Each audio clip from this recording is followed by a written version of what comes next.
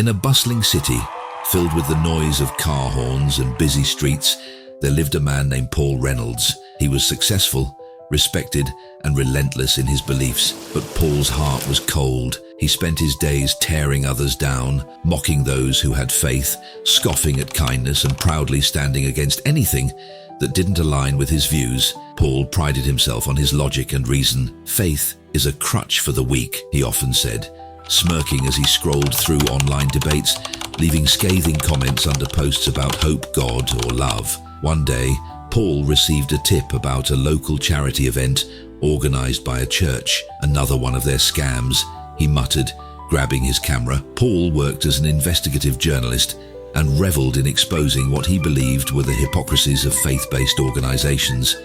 He decided he'd go undercover and write a hard-hitting expose to set the record straight. At the event, Paul saw people laughing, praying, and serving food to the homeless. A young volunteer, Mia, handed him a cup of coffee with a bright smile. "Here you go, God bless you," she said cheerfully. Paul frowned. "I don't need blessings," he replied coldly, taking the coffee. Mia didn't react to his rudeness. Instead, she said softly, "Sometimes we don't know what we need until it finds us." Her words lingered in his mind longer than he wanted to admit. Paul spent hours at the event, taking pictures and jotting down sarcastic notes.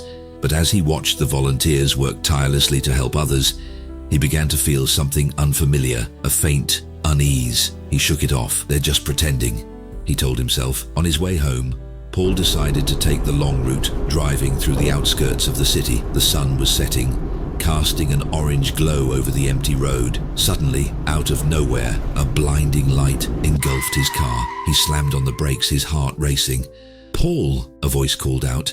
It wasn't loud, but it was powerful, echoing in his mind and soul. "Why do you resist me?" Paul froze. Who's there?" he stammered, stepping out of the car and shielding his eyes from the light. The voice spoke again, calm yet commanding. "I am Jesus, the one you deny, the one you fight against. Why do you push me away?" Paul dropped to his knees. "I'm not fighting you. I'm just exposing the truth." "Are you?" the voice replied. "Or are you running from the truth?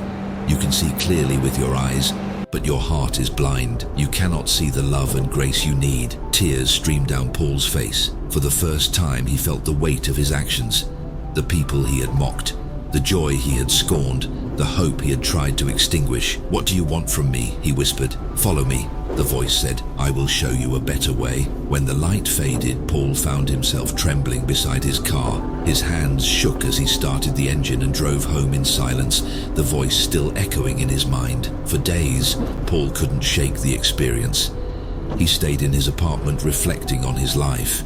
He realized how empty his relentless pursuit of criticism had left him.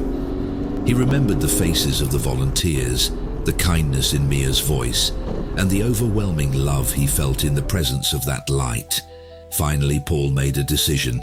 He returned to the church where the charity event had been held. Mia was there, cleaning tables. "You're back," she said, surprised.